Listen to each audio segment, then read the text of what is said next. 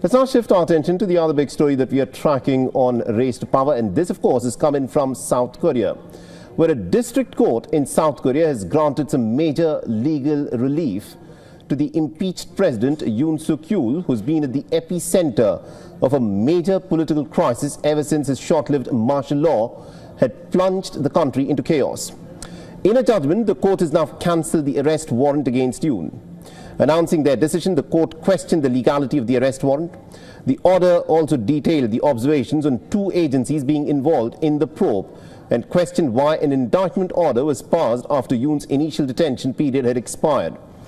The latest ruling also increases the possibility of Yoon to be released from detention. However, the timing of his release is unclear, as prosecutors are expected to appeal this verdict. The law in South Korea allows for a suspect to remain in custody for that duration. But the court order does not absolve Yoon of all crimes, as verdict is still pending on another critical case. Yoon Suk Yeol is still awaiting the verdict in the impeachment case that will determine if the president's suspension and impeachment is valid. While hearing in the case has been completed, the judgment by South Korea's Constitutional Court will determine if Yoon returns as president. Now, experts feel that the chances of all this happening are pretty low. Many lawmakers are calling for constitutional amendments, irrespective of what the judgment might be.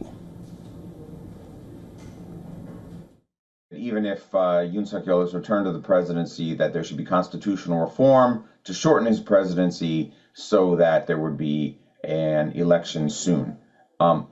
Formally, by the Constitution, that is not required. If the Constitutional Court finds him innocent, finds that the impeachment was invalid, he is returned to the presidency and can finish out his full 5-year term. He's now about 2 years into his term, and so he still has 2 years left. This has happened before. In 2004, there was an impeachment in South Korea.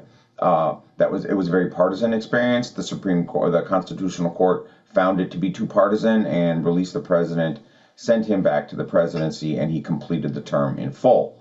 Yoon is formally entitled to that. He has been saying in his defense during the trial that he would shorten his term through constitutional reform. He would agree to a 4-year presidential term, which would get him out of office in a year. But, he might be saying that just to placate the court. Once he gets back into office, if he does, again, constitutionally, he's entitled to complete his term. So it's kind of hard to know. In my opinion, yes, I think it would be a good idea if they had that reform so that there was an earlier election. Yoon has become a hugely polarizing figure. But again, he's not required to by law. Now, in a scenario where a court upholds Yoon's impeachment, the law requires South Korea to conduct elections within 3 months. With the ruling party's president impeached and many senior leaders also under the spotlight for their role in the martial law debacle, analysts feel that the People Power Party might end up losing the election.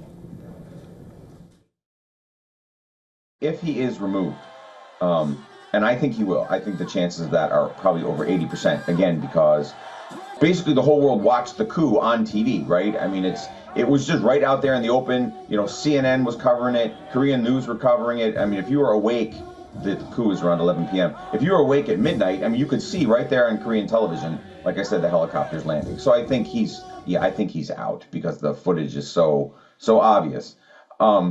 And because he is a conservative, my guess is that in the election which will succeed his removal, there has to be an election within 3 months of the removal of an impeached president. That would put the election probably in June. And yes, I think it will be a wipeout of the right, of the conservatives. I think the progressives will win a large majority.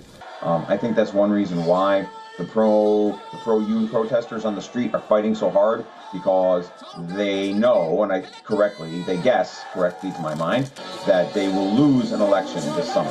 And so they're fighting hard to keep the union. For all the latest news, download the WION app and subscribe to our YouTube channel.